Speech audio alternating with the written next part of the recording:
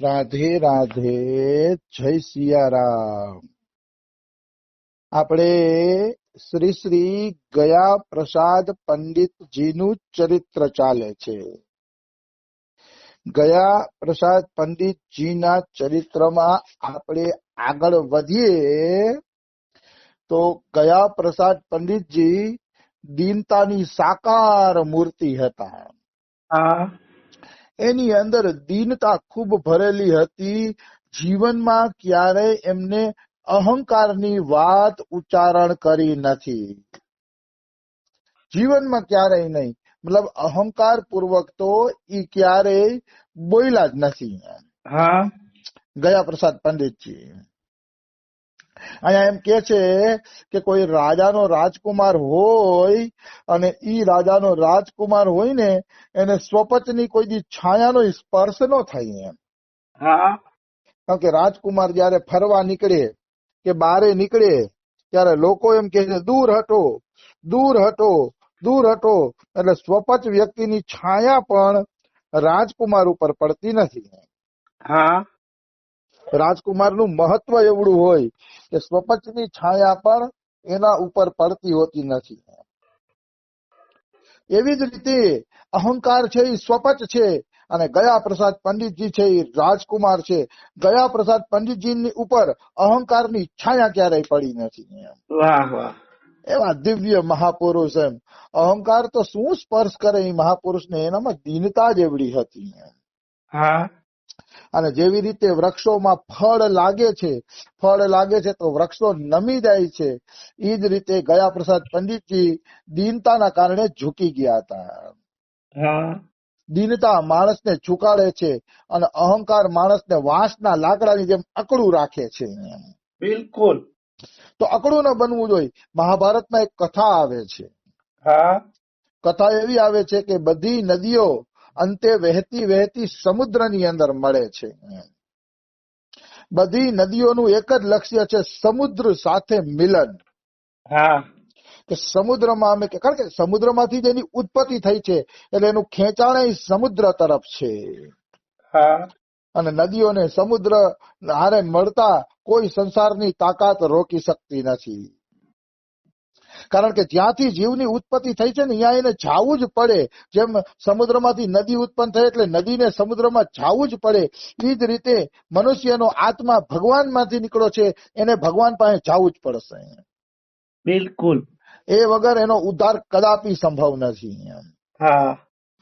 કદાપી સંભવ નથી. એમાં કોઈ એટલે કોઈ શંકા નથી. આવી વસ્તુ છે.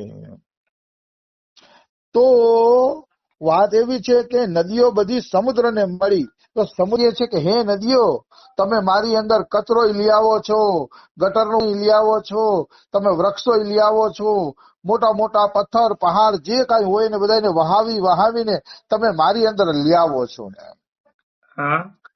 પણ સમુદ્ર કહે છે પણ તમે કોઈ દી બેતનું વૃક્ષ મારી અંદર લઈ આવ્યા નહીં. એનું શું કારણ કે બેતનું વૃક્ષ કોઈ દી તમે મારી અંદર લાવ્યા નથી, મેં બેતનું વૃક્ષ કોઈ દી મારી અંદર જોયું નથી, તો એનું શું કારણ છે ને એ તમે મને બતાવો. ત્યારે નદીઓ કહે છે મહારાજ, અમે મોટા મોટા વૃક્ષને પણ તમારી અંદર લઈ આવી શકીએ છીએ, બધું તમારી અંદર લઈ આવી શકીએ છીએ, પણ બેતનું વૃક્ષ તમારી અંદર નહીં લઈ આવી, કારણ કે અમે તેજ ધારાથી વહીએ છીએ ને તો બેતનું વૃક્ષ અમારી સામે નમી જાય છે. અને જે વૃક્ષ નમી જાય ને એને નદી છે ને તાણીને લઈ જઈ શકતી નથી. દાખલા તરીકે મોટા મોટા ઝાડવા અકડું હોય ને એટલે નદીનો પ્રવાહ એની હારે ભટકાઈને એ ઝાડવાને પાડી નાખે, પાડીને દરિયામાં લઈ જાય. પાડીને દરિયામાં. પણ બેતનું વૃક્ષ કેવું છે, વેલ જેવું છે. પણ પ્રવાહ જે બાજુ જતો હોય ને એ બાજુ વેલની જેમ, હરપની જેમ વહેવા માંડે. એટલે બેતના વૃક્ષને તોડી શકાતું નથી. સમજાણું તમને? બિલકુલ. એ જે નમી, મતલબ દીનતાનો પ્રસંગ છે આ, કે જે નમી જશે એને નદીઓ પણ તોડીને સમુદ્રમાં નહીં લઈ જઈ શકે. એમ જે વ્યક્તિ નમીને રહેશે, દીનતામાં રહેશે, એ વ્યક્તિને ક્યારેય કદાપી કોઈ વાંધો નહીં આવે. ક્યારેય કદાપી કોઈ વાંધો નહીં. આ વાંધા જ બધા મોટા બનવાના છે. બિલકુલ. જે વ્યક્તિને મોટા બનીને જીવવું છે, માન સન્માન જોઈ છે ને અકડું વૃક્ષ જેવા છે, એક દિવસ અહંકાર એને પાડીને જમીનને દોસ્ત કરી નાખશે. પણ બેતના વૃક્ષની જેમ ઢીલા રહ્યો, દીન બનીને રહ્યો, તો નદીની પણ તાકાત નથી કે તમને પાડી શકે. હા આ કથા મહાભારતની છે. હા તો શ્રી શ્રી ગયા પ્રસાદ પંડિતજી મહારાજ આવી દીનતાની મૂર્તિ હતા. દીનતા એની અંદર ભરેલી હતી. જેવી રીતે વૃક્ષમાં ફળ આવે ને વૃક્ષ નમી જાય, એમ પંડિતજી એક નમેલું જીવન જીવતા. હવે અહીંયા લખે છે કે ગયા પ્રસાદ પંડિતજીની દીનતા એવી હતી કે એના મોઢે કોઈ વખાણ કરે ને કે હે ગયા પ્રસાદ પંડિતજી, તમે તો તમે જ છો, તમારા જેવું બીજું કોઈ થઈ ન શકે. હા એવી રીતે કોઈ એના મોઢે વખાણ કરે ને તેના આંખમાંથી આંસુડા વયા જતા અને હાથ જોડીને દીનતાથી ઉત્તર આપતા કે ભાઈ, હું તો કલ્યાણીપુરનો ઈ ગરીબ બ્રાહ્મણ જ છું. જેવો પેલા બ્રાહ્મણ હતો ગરીબ બ્રાહ્મણ કલ્યાણીપુરનો, ઈ કે એવો હું ગરીબ બ્રાહ્મણ જ છું. ઈ કે મારામાં કોઈ વિશેષતા નથી, તમે મારા ખોટા વખાણ ના કરો. ઈ કે હા હું તો ઈ જ ગરીબ બ્રાહ્મણ છું, કાંઈ મારામાં વિશેષતા નથી. હા, અત્યારે હું આ ભજન કરું છું થોડા ઘણું, ઈ ભજન પણ મારા કૃષ્ણનો પ્રતાપ છે, હા મારા ઠાકોરજીનો પ્રતાપ છે. એ મારા ઠાકોરજીની કૃપાના કારણે હું આ થોડું ઘણું ભજન કરું છું, નકર કોઈ ભજન કરી શકે? આ વાત તો મને સાચી લાગે છો ગયા પ્રસાદ પંડિતજીની. ભલે અમે ધામમાં 15 વર્ષ કાઢી નાખ્યા, પણ કાંઈ એવું નથી કે અંતઃકરણમાં ફેર પડ્યો હોય. પેલા જે પ્રિયાસરણ અમે જીવતા સંસારમાં એમ જ અહીંયા જીવીએ છીએ. ફરક એટલો છે કે અહીંયા કામકાજ છે નહીં તો થોડોક ભજનનો વધુ સમય મળે છે. બાકી તો હજી ગુજરાતે યાદ આવી જતું હોય ને વ્રતીઓ હેરાન કરતી હોય ને બધું એવું જ છે. હા અંદરથી ફેરફાર થવો બહુ કઠિન છે. અંદરનો ફેરફાર કેવલ ભગવાનની કૃપાથી થાય છે. હા અંદરનો ફેરફાર થવો અતિ કઠિન છે. એટલે કહેવાનો ભાવ શું છે કે જગ્યા જ બદલી છે. અમે ગુજરાતથી અમે બરસાનામાં જગ્યા જ બદલી છે, ઘર જ બદલ્યું છે. બાકી અમારી માનસિક સ્થિતિ એવી ને એવી જ છે. એ તો કહે છે ભજન કરતા કરતા ધીરે ધીરે સુધરે, હા એમ કે છે. એટલે માનસિક સ્થિતિ હજી એવી જ છે. હા, એટલું ખરું, ભજન અહીંયા કરીએ છીએ, આનંદ રહીએ છીએ, એટલે ધીરે ધીરે સુધારો થાય છે. પણ મતલબ લાગે છે એવું જ કે હજી આપણે છીએ એવા જ છીએ. કાંઈ સાધુ બની ગયા, સંત બની ગયા કે જગત જેટલું મહાનતા આપે છે એટલું કઈ છે નહીં. આવી વસ્તુ છે. તો ગયા પ્રસાદ પંડિતજી ટ્યુશન ક્લાસ કરીને પોતાનું જીવન હલાવતા. હા તો ટ્યુશન ક્લાસ કરીને જીવન હલાવતા ને, અને ત્યાં જ ઠાકોરજી એની કસોટી કહી દી.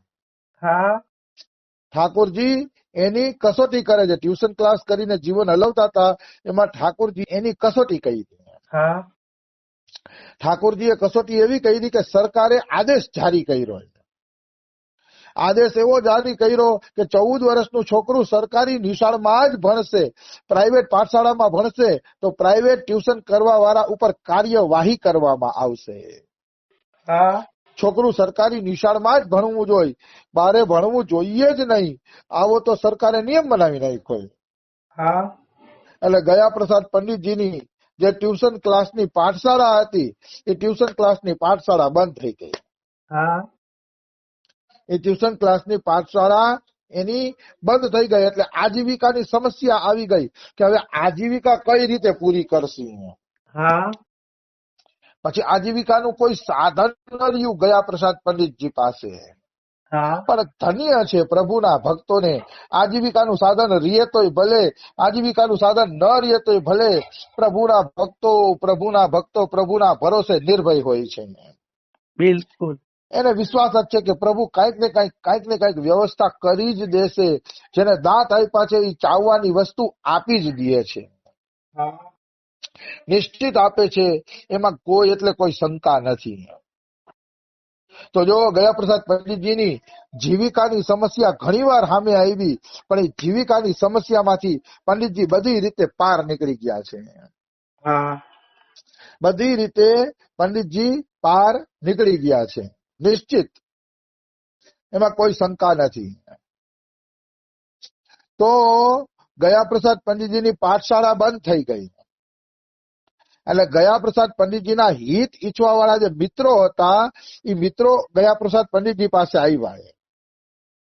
અને આવીને કહે છે કે મહારાજ હવે તમારી જીવિકાનું કોઈ સાધન રહ્યું નથી તો તમે છે ને ભાગવત કથા કરવાનું ચાલુ કરી દો. હા તમે ભાગવત કથા ચાલુ કરી દો કે એમાં જે ચડાવો આવે ને એ ચડાવવામાંથી તમારી જીવિકા હાઈલે રાખશે. હા તો ગયા પ્રસાદ પંડિતજી કેટલો સરસ જવાબ આપે છે. શ્રી ભાગવત કથા કોઈ અર્થસો બેચવે કી વસ્તુ નહીં હે. વાહ કેટલી સરસ વાત કરે છે કે ભગવાનની કથા આ અર્થ એ કોઈ વેચવાની વસ્તુ નથી. ભગવત કથાને કઈ વેચવાની વસ્તુ નથી. ભગવત કથા ફ્રીમાં દેવાની વસ્તુ છે. હા મતલબ ભગવત કથાનો જે વેપાર કરે છે એ વ્યક્તિ વાસ્તવમાં અપરાધ કરે છે. ભાગવત કથા હોય કે રામાયણ કથા કે કોઈ પણ કથા હોય એનો કોઈ વેપાર કરવાની જરૂર છે નહીં. એને તો ફ્રીમાં આપવી જોઈએ.